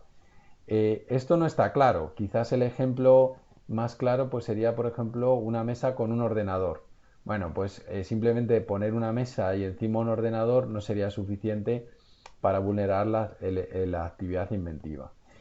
Esto de la actividad inventiva es muy difícil de ver, es muy fácil pensar que algo es una tontería y que se le hubiera ocurrido a cualquiera. Imaginad la famosa tetera con dos pitorros. Bueno, pues lo ves y una vez visto te parece una tontería, pero realmente tienes que hacer un análisis lo más objetivo posible para saber si eso realmente es una tontería o no lo es. Yo siempre pongo el ejemplo de las maletas con ruedas.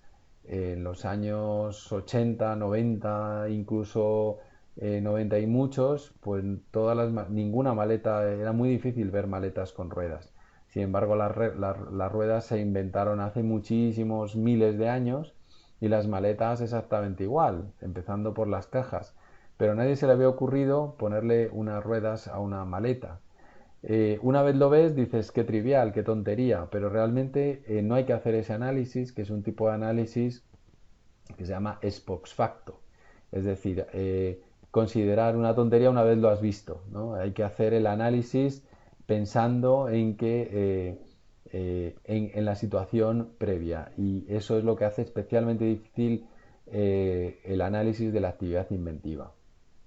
Y por último, el requisito de aplicación industrial quiere decir que el objeto de la invención puede ser fabricado o utilizado por cualquier industria.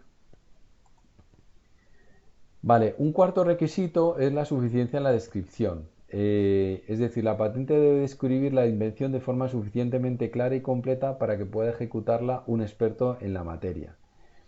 Esto no incluye el know-how necesario para fabricar y comercializar de forma económica y exitosa. Es decir, no pone en la legislación que debe describir la invención de la mejor forma posible, cosa que sí que sucede, por ejemplo, en la legislación de Estados Unidos. En la legislación de Estados Unidos, en principio, es un requisito de patentabilidad que la patente describa la mejor forma de llevar a cabo, de ejecutar la invención. Bueno, en el caso de novedad hay casos un poquito especiales. Uno de ellos, por ejemplo, es el caso de las interferencias. Cuando solicitamos una patente, pues claro, hay un periodo durante el cual esa patente no se publica. Hasta el mes 18 esa patente pues no se va a publicar. ¿Qué impide que otra persona, entre que solicitamos la patente y la publicamos, no haya llegado por otros medios a la misma invención y también solicite la patente? Bueno, pues en el caso de novedad, también, además del estado de la técnica, que se considerara todo lo que ha sido publicado antes de la fecha de solicitud, también se tendrá en cuenta lo publicado, perdón, sí, lo publicado entre la fecha de solicitud y la fecha de publicación, a efectos eh, de novedad. Y por lo tanto, si hay algo en este punto, digamos que se haya publicado, también puede afectar al estado de la técnica, ¿no? Esto se le llama interferencias y sirven para evitar la doble patentabilidad, puesto que podría darse la situación que consideramos la misma patente a dos personas diferentes. Entonces, bueno, en principio la que prima es el primero que lo ha solicitado y tendremos que también incorporar al estado de la técnica habitual, que es todo lo que se haya publicado antes de la fecha de solicitud, todo aquello que se haya publicado entre la fecha de publicación y la fecha de solicitud. Y otro caso particular también al respecto de novedad son las invenciones de ámbito médico, eh, que se considerará que tienen novedad el primer y subsiguientes usos médicos de una sustancia o composición conocida. ¿Esto a qué se debe? Pues imaginaos, por ejemplo, que tenéis un producto farmacéutico. No sabéis muy bien para lo que sirve, pero lo podéis solicitar como producto per se, como una primera patente. Pero después descubrís que tiene un efecto terapéutico X. Bueno, pues evidentemente el producto es conocido, el producto carece de novedad porque ya se ha registrado, pero tú consigues o defines a través de pruebas y ensayos defines que hay un uso terapéutico de ese producto farmacéutico o producto químico. Bueno, pues ese primer uso terapéutico, incluso usos terapéuticos subsiguientes, se pueden proteger también como patentes y hay una exclusión de novedad. En principio, el producto, aunque no sea nuevo, no se tendrá en cuenta esa falta de novedad para la posible patentabilidad. Bueno, estos son los artículos que se refieren a la patentabilidad del primer y segundo uso terapéutico. En resumen, es fundamental salvaguardar la novedad. Si hay algo que publicamos, sea de cualquier materia, por despiste, sin querer, por ser poco cuidadosos, nos hemos cargado nuestra patente. Entonces, lo que nunca debemos hacer es publicar artículos. Paola, haces una pregunta. Cuando se descubren usos terapéuticos, ¿se tiene que volver a patentar? Sí, cuando hay un uso terapéutico nuevo de un producto conocido, se tiene que volver a patentar. O sea, tú lo que pides es la protección de un segundo uso terapéutico. Y hay muchos casos de este estilo, e incluso, por ejemplo, hay medicamentos que los médicos nos pueden recetar porque están patentados para unos usos terapéuticos sí y para otros no. Entonces, dependiendo del uso terapéutico que os vayan a recetar o del problema, o sea, dependiendo de la enfermedad que os tengan que tratar, os podrán recetar el genérico o os tendrán que recetar el producto farmacéutico inicial, que tendrá una patente para el uso terapéutico de ese producto para una determinada enfermedad. Y pues, sí puede patentarse por alguien diferente del creador. Eh, Esa es otra pregunta que ha hecho Paola. Gracias, Paola. Pues efectivamente, si tú independientemente descubres un efecto secundario de un determinado producto, lo puedes patentar. ¿Qué es lo que pasa? Acordaos la primera parte, que es que lo que te da una patente es un jus prohibendi y es posible que no puedas ejecutar tu invención hasta que la patente del producto pase al dominio público.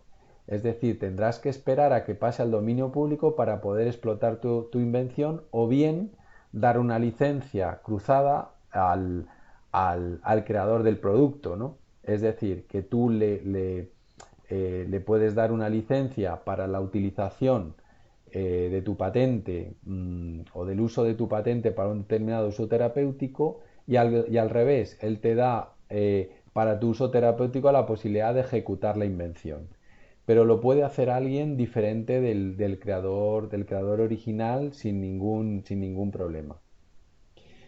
Bueno, entonces, para evitar estos problemas de falta de novedad y salvaguardar la novedad, cosas que no se deben hacer. Publicar artículos, notas de prensa, conferencias, presentaciones, pósters, blogs antes de solicitar la patente. Ha habido problemas incluso en la universidad. Yo recuerdo algún caso un poco doloroso a personas que se presentaron incluso a un premio. Hubo un caso muy sonado en el cual a cuatro alumnas de la Escuela Técnica Superior de Ingenieros y Diseño Industrial, que están embajadores, les dieron el premio Dyson de diseño. Salió en la Universidad Politécnica de Madrid, en todos los blogs, salió en los anuncios y demás, y era un premio muy prestigioso. Pero en las bases del premio obligaban, no entiendo muy bien por qué, a divulgar tu patente, a divulgar tu invención eh, en YouTube, hacer un vídeo de YouTube y publicarlo. Bueno, esto para mí fue una sorpresa y para mí un error garrafal en las bases del premio, porque inmediatamente yo lo vi, era un sistema para reaprovechar las aguas grises y estaba muy bien explicado en el vídeo. Estaba tan bien explicado en el vídeo que realmente si hubieran querido registrar, pues se hubieran quedado sin nada. Entonces, ese tipo de divulgaciones está rompiendo la novedad y por lo tanto la posibilidad de registrar tu patente, y de esa forma estás regalándole la tecnología a los terceros. Cualquier tercero podría haber ido a ese vídeo de YouTube, haberlo copiado y haberlo reproducido. Esto es también, ha pasado alguna vez, algún otro alumno me preguntó en trabajos fin de máster, proyectos, tesis doctorales de contenido tecnológico. Pues hay que tener mucho cuidado a la hora de defender cualquier tipo de trabajo, cualquier tipo de tesis con el contenido que tiene, por si es susceptible de patentabilidad. Y si es susceptible de patentabilidad, la universidad sí que tiene medios para dejarlo en confidencial, ¿no? Para mantenerlo confidencial. Eh, bueno, otra cosa que no se debe hacer es vender productos que incorporen la invención antes de solicitar la patente. Pues en cuanto incorporan la invención antes de solicitar la patente, pues resulta que tendríamos el problema de que hayamos divulgado la invención. Por ejemplo, a través de ingeniería inversa, cualquiera podría haber conocido la presencia de esta invención en el mercado, y por lo tanto faltaría la novedad, faltaría el requisito de novedad, y en consecuencia pues esa patente pues podría ser invalidada por falta de novedad. Otra cosa que debemos tener mucho cuidado es cuando enseñamos un determinado prototipo o hacemos cualquier tipo de actividad promocional, pues firmar un non-disclosure agreement, es decir, un acuerdo de confidencialidad. Si nosotros alegremente contamos una invención o contamos nuestra invención, pues estamos vulnerando este tipo o sea, estamos faltando al requisito de novedad, y por lo tanto estaríamos impidiendo que esa patente pudiéramos explotarla, ni siquiera solicitarla. En este caso, firmar un Non-Disclosure Agreement también se aplica, por ejemplo, a la lectura de una tesis doctoral de tipo tecnológico, porque supone fundamentalmente que los miembros del tribunal deberían firmar unas cláusulas de confidencialidad y, por ejemplo, que la lectura no fuera pública. Esto es posible, es decir, en la norma de las politécnicas existe esta posibilidad. Otro aspecto que deberíamos hacer es buscar consejo profesional lo antes posible. De verdad que hay muchos técnicos y muchos ingenieros que trabajan en empresas que se dedican a redactar patentes o a dar consejo profesional. Es un trabajo muy interesante desde el punto de vista de combinación técnico-jurídica, y después solicitar la patente lo antes posible, ¿no? A ser posible mucho antes de que hagas cualquier tipo de ejercicio de divulgación. Bueno, ¿cómo se evalúa la novedad? Pues al evaluar la novedad, pues tenemos que tener en cuenta exactamente todas las características técnicas presentes en la descripción. Por ejemplo, esta es la descripción de esta tetera, son las reivindicaciones, lo que protege esta tetera con dos pitorros, ¿no? Un recipiente de vertido que comprende pues un compartimento para líquidos, un mango, una tapa y dos pitorros que se extienden desde el compartimento, en donde la parte superior de los dos pitorros está a la misma altura. Bueno, el estado de la técnica pues revela los siguientes documentos. A través de estrategias de búsquedas podríamos establecer cuáles son los documentos. En primer lugar, una tetera con un pitorro, que es probablemente el estado de la técnica más cercano. Después, un sistema que es un distribuidor de fertilizante de alta eficiencia. Cada varilla tiene varias boquillas para distribuir el líquido, que en el fondo está solucionando el mismo problema, pero en un ámbito tecnológico completamente diferente. En el documento 3 habría un filtro con dos pitorros para usarse en una cafetera, muy habitual. Cada vez que tomáis café, pues vais a ver este filtro con dos pitorros, pues para que pueda salir el líquido del café en cada una de las tazas. Y después también hemos encontrado una botella para aceite y vinagre que dispone de una segunda botella interior. Los dos pitorros se disponen de tal forma que se asegura que la segunda botella nunca gotea mientras la primera está en uso. ¿Vosotros seríais capaces de definir y ponerle en el chat si consideráis que esta tetera de dos pitorros, a la vista del estado de la técnica anterior, es nueva o no es nueva?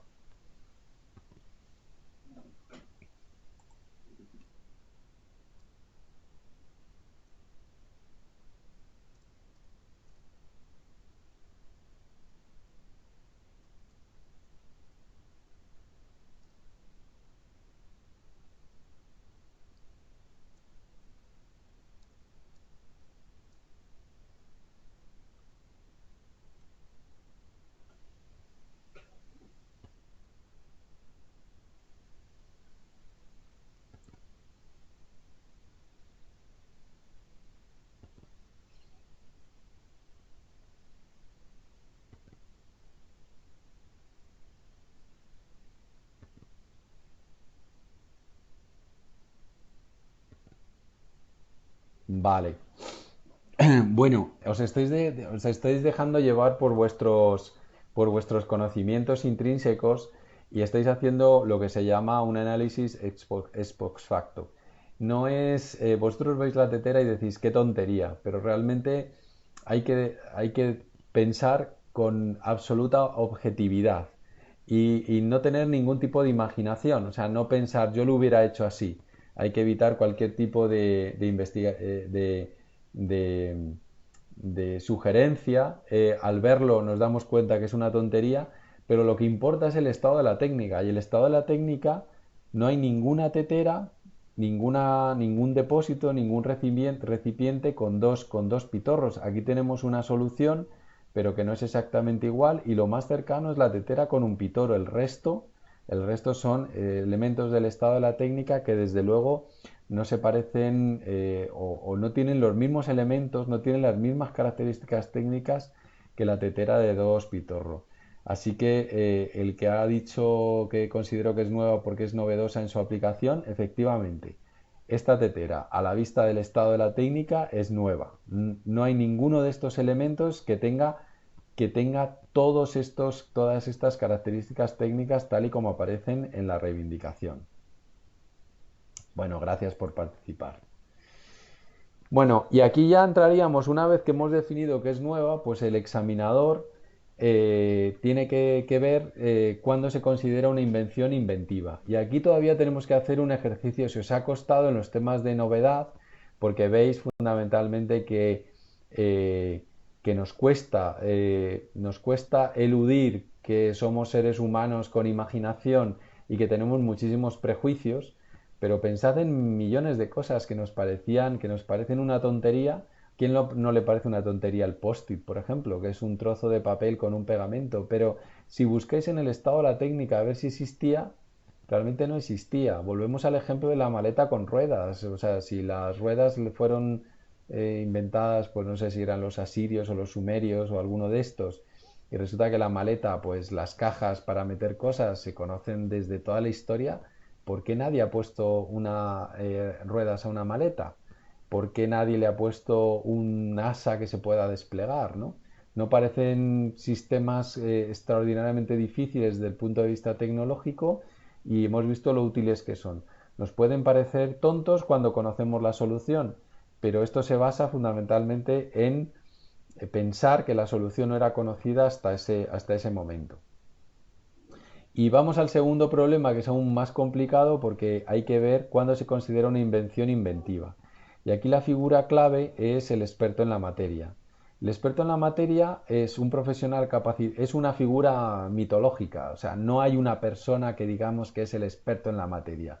es una persona inventada, es un artificio jurídico para ponernos en la piel de una persona. Tendremos que hacer la introspección de ponernos en una persona con estas características. Primero, que sea un profesional capacitado en el estado de la técnica relevante. En segundo lugar, que tiene acceso a todo el estado de la técnica, tiene acceso a todo. En tercer lugar, que es consciente del conocimiento general técnico, o sea, sabe más o menos lo que podría ser un ingeniero cuando ha acabado la carrera. Es capaz de desarrollar un trabajo rutinario y lo que es más importante, no tiene imaginación, o sea, no debe tener imaginación. Cuando se usa la imaginación, inmediatamente acabamos en el análisis ex post facto. Acabamos en decir qué tontería se le hubiera ocurrido a cualquiera. No debe tener imaginación. Bueno, y en base a esto, en la evolución de la actividad inventiva, pues tenemos que analizar, primero, hay una serie de reglas en lo que se llama un sistema que se llama Problem Solution Approach, que nos ayuda a objetivar el análisis de la actividad inventiva. Y lo primero es que tenemos que determinar cuál es el estado de la técnica más próximo y cuáles son las características comunes. Y el estado de la técnica más próximo a la tetera de dos pitorros, que es la que vamos a analizar, es la tetera de un pitorro.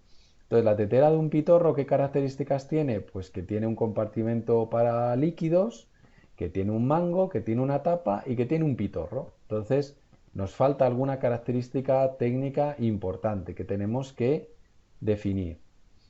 En la etapa 2 es justamente lo que hacemos, es decir, ¿cuáles son las diferencias entre las dos? Pues que hay dos pitorros en lugar de uno y además que los pitorros tienen una posición particular, es decir, no pueden estar en cualquier medio, tienen que tener una disposición particular dentro del depósito. Si uno estuviera aquí y el otro estuviera en el lado contrario o estuviera muy alejado, no podríamos llenar dos tazas a la vez. Tendríamos que llenar una y después la otra. Los inconvenientes del estado de la técnica anterior es consumo de tiempo. La ventaja o el efecto de la invención es que el tiempo necesario para llenar tazas múltiples se reduce y el problema objetivo a resolver es cómo modificar la tetera de D1 para reducir el tiempo necesario para llenar varias tazas. Y lo que hacemos es coger el estado de la técnica anterior y ver si el experto de la materia, a la vista del documento más próximo y la combinación con los posibles documentos que hemos encontrado en el estado de la técnica anterior, pues habría llegado a la conclusión de que poniendo otro pitorro podríamos acelerar el llenado de las tazas. Lo primero que tenemos que rechazar es el documento de 2, ¿no? El documento de 2 fundamentalmente porque es un documento de otro sector técnico y el estado del arte que conoce el experto en la materia es el del mismo sector técnico o sectores técnicos análogos, pero este no tiene nada que ver, o sea, el reparto de fertilizantes en la tierra no tiene nada que ver con las cafeteras.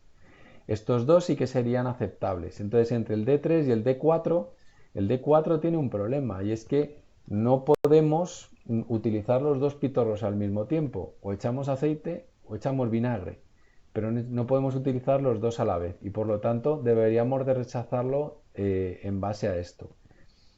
Y el D3 y el D1 sí que podríamos intentar combinarlo. Aquí vemos que hay dos pitorros, aquí vemos que hay un depósito, aquí vemos que el agua cae y aquí vemos que se pueden llenar dos tazas a la vez. Pero aquí tendremos que tener en cuenta, y os lo digo para que meditéis, cuál es el problema objetivo. Es decir, el problema objetivo para el experto en la materia es cómo podemos modificar la tetera de 1 para reducir el tiempo de llenado de varias tazas. Y observad el documento de 3 y ahora pues si queréis me comentáis por el chat si combinando el documento de 1 de acuerdo a vuestra experiencia e imaginación o falta de imaginación y con el documento T3 seréis capaces de llegar a la conclusión como la tetera de dos pitorros. ¿Qué os parece? Observad que la clave de todo es que no debemos de quitarnos de la cabeza el problema objetivo para el experto en la materia, que es cómo modificar la tetera de D1 para reducir el tiempo de llenado de varias tazas. ¿Qué os parece? ¿Se os ocurriría? ¿Se os ocurriría la tetera con dos pitorros después de llenar, de ver estos dos documentos?